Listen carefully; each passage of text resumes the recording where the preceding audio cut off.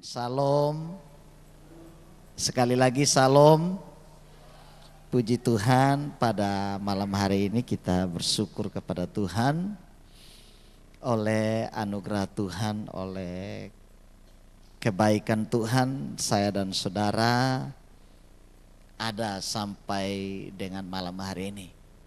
Saya rindu kita semua sama-sama belajar firman Tuhan dari Filipi pasal yang ketiga, ayat yang ke-10 hingga ayat yang ke-11.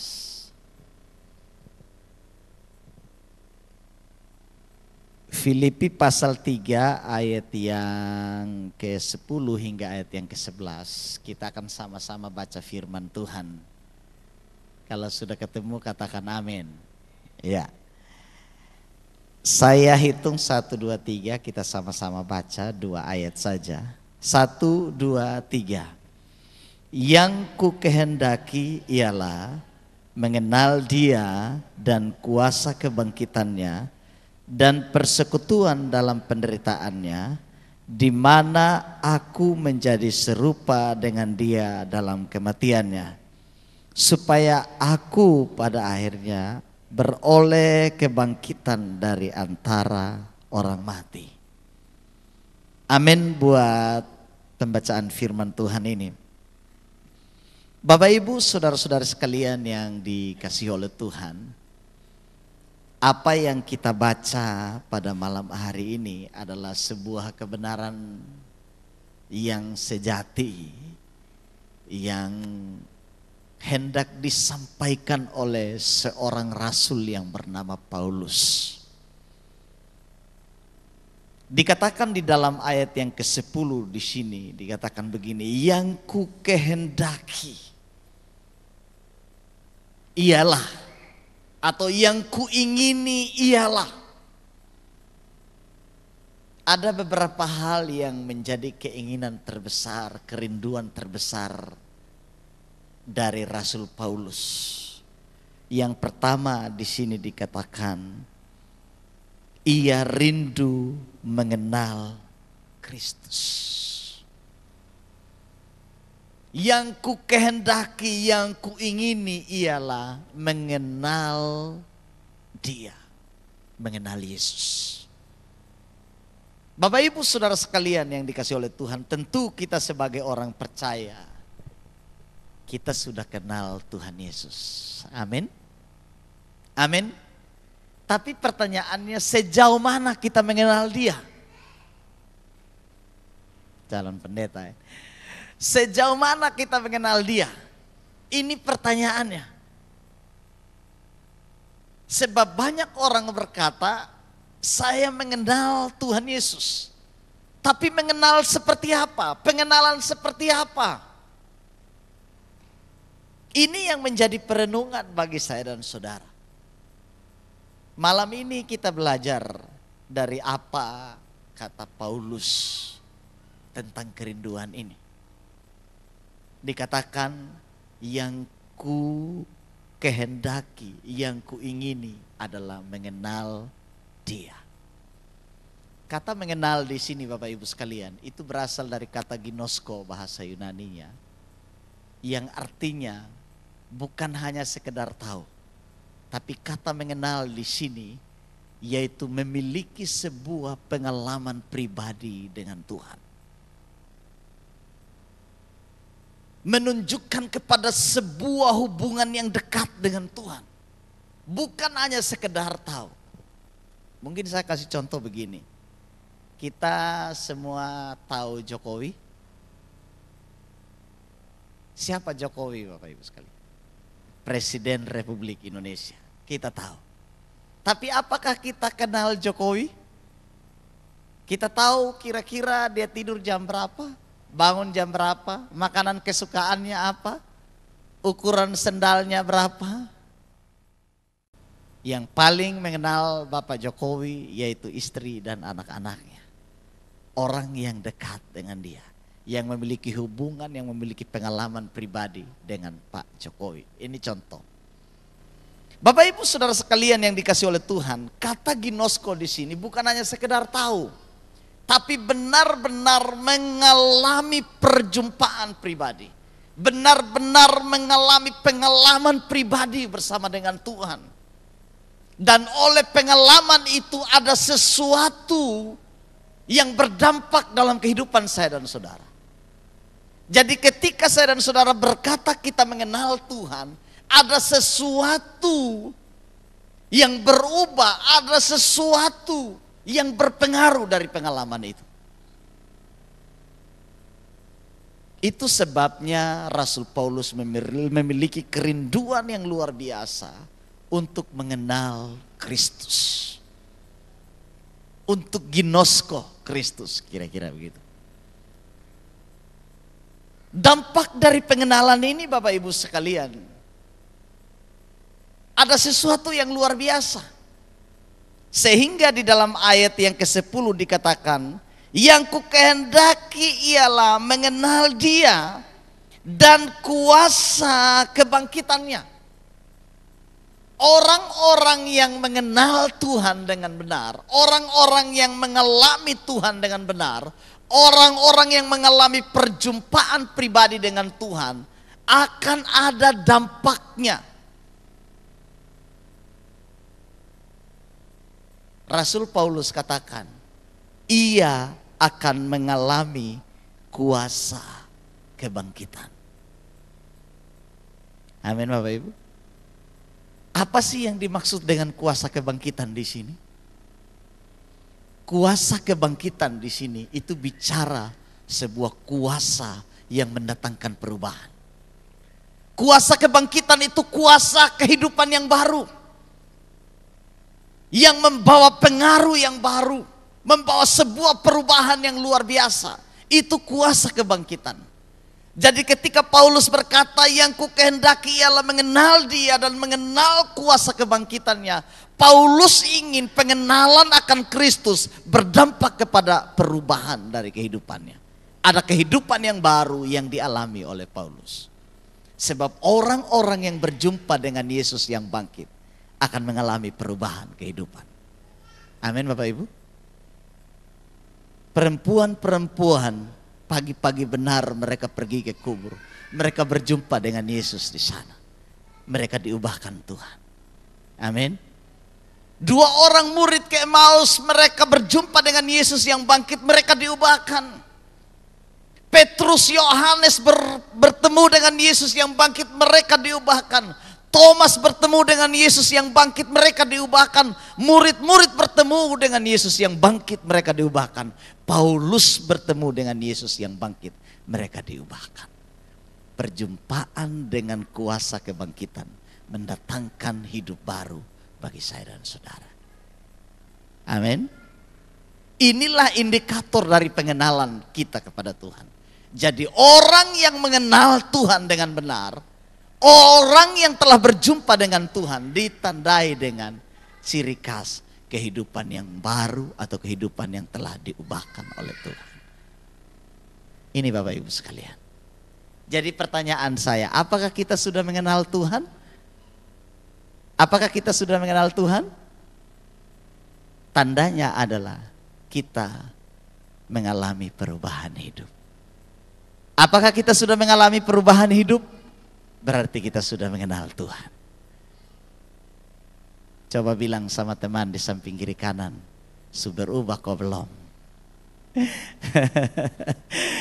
Berubah kau belum? Itu tanda hidup baru. Tanda perjumpaan dengan Kristus.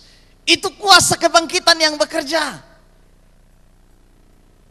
Itu sebabnya Paulus katakan yang ku kehendaki ialah mengenal Dia dan mengenal kuasa kebangkitannya. Jadi kuasa kebangkitan sekali lagi itu adalah kuasa yang mendatangkan perubahan kehidupan. Itu kuasa kebangkitan. Kemudian dikatakan begini. Yang ku kehendaki ialah mengalami persekutuan dalam penderitaannya. Selain mengenal Dia dan mengenal kuasa kebangkitannya, dikatakan Paulus rindu untuk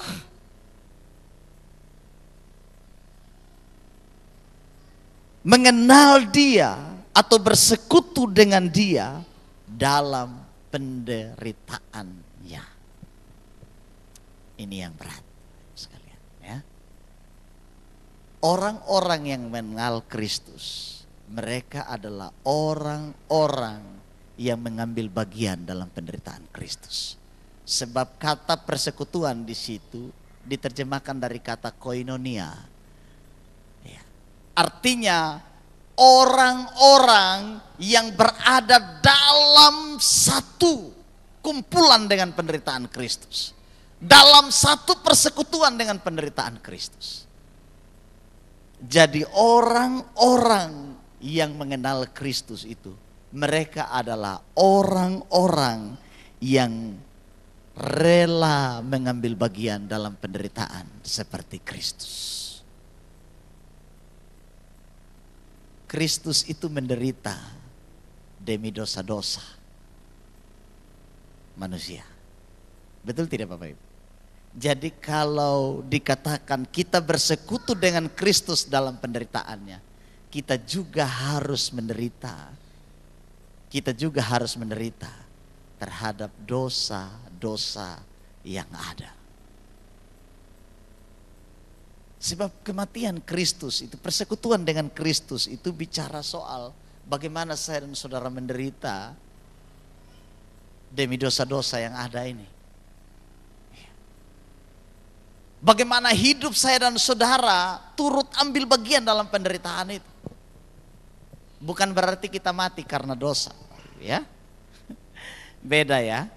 Bukan berarti kita mati karena dosa. Tapi di sini mengambil bagian dalam penderitaan seperti Kristus menderita karena dosa-dosa itu.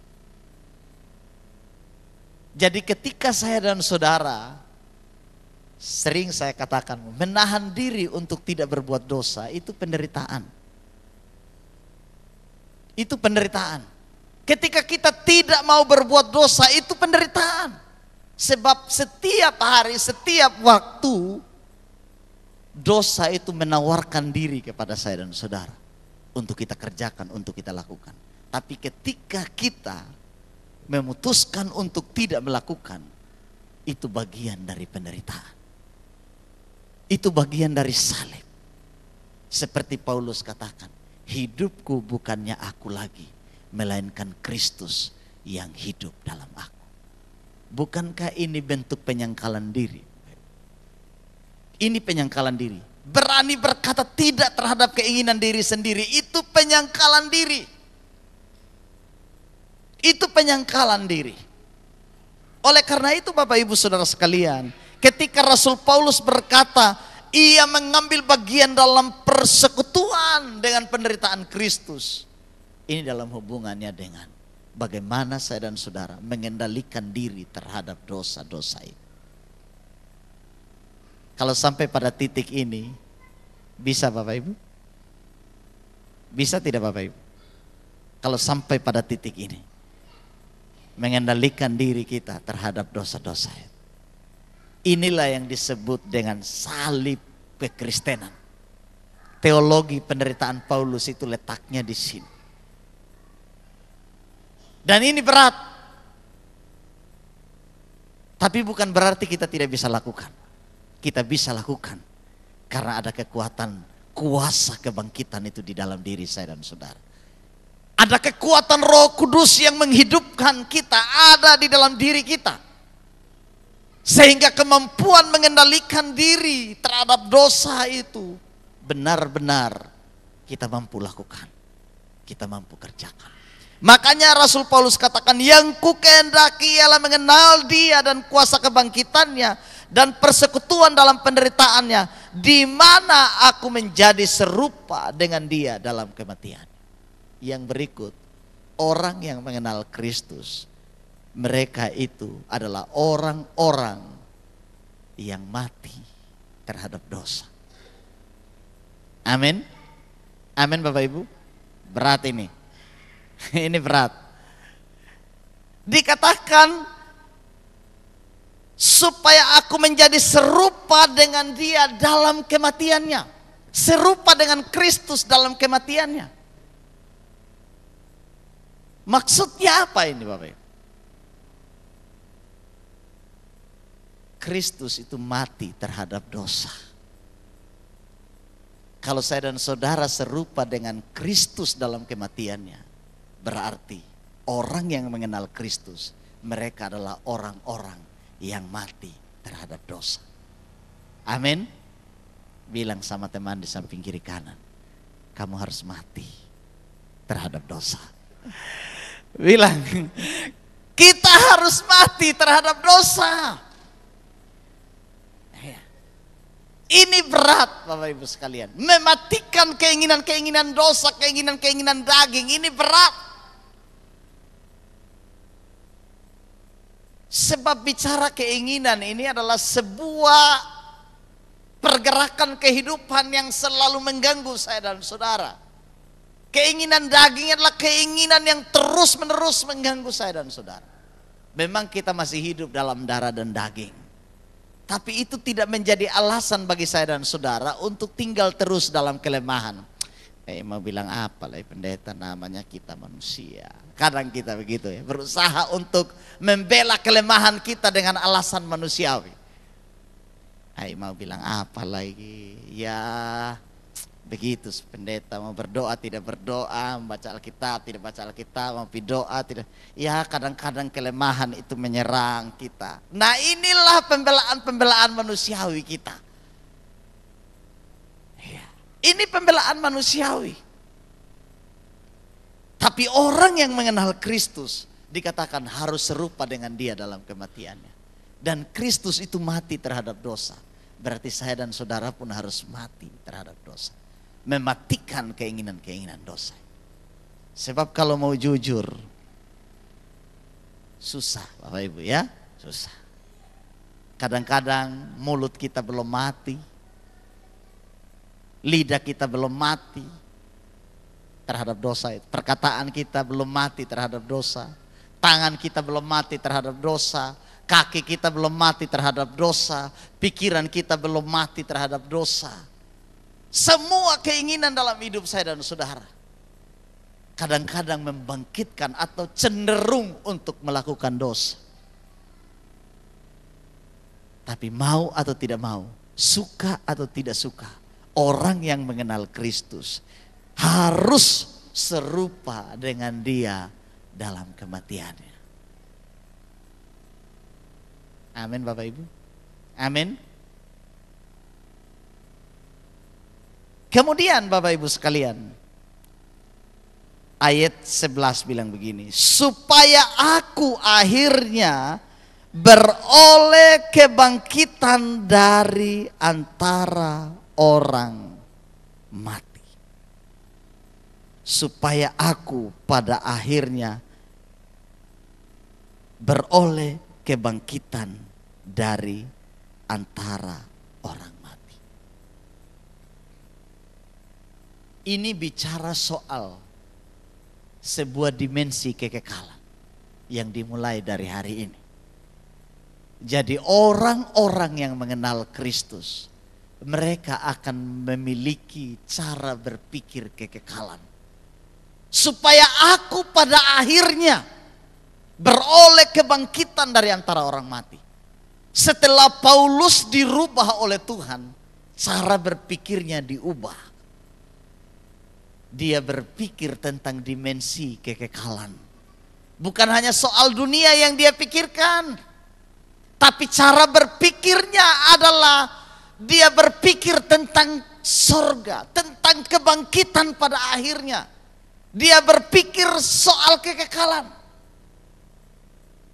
Sampai Paulus berkata, aku meninggalkan apa yang ada di belakangku dan berlari-lari mengarahkan diri kepada apa yang di hadapan.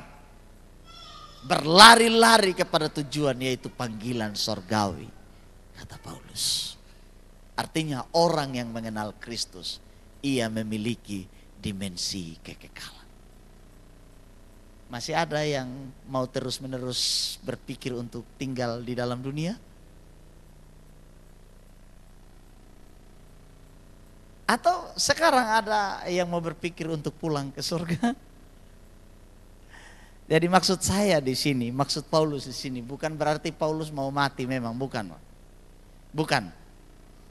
Tapi cara berpikir, pola pikirnya dia berubah. Bukan soal dunia, tapi dia berpikir tentang kekekalan, panggilan sorgawi. Artinya, bahasa sederhananya, tolong ingat sorga juga sekali-sekali, kira-kira begitu. Jangan hanya ingat dunia, apa yang kita lakukan, kerjakan di dunia, tapi kita tidak pernah berpikir tentang sorga. Soal kekekalan itu dipersiapkan mulai dari sekarang, Bapak Ibu sekalian. Amin. Amin. Bukan tunggu kita mau mati. Bukan. Kekekalan itu dipersiapkan dari sekarang. Kita sementara berjalan dalam dimensi itu sekarang. Makanya firman Tuhan berkata, orang yang percaya kepada Kristus, dia sudah pindah dari dalam maut ke dalam hidup.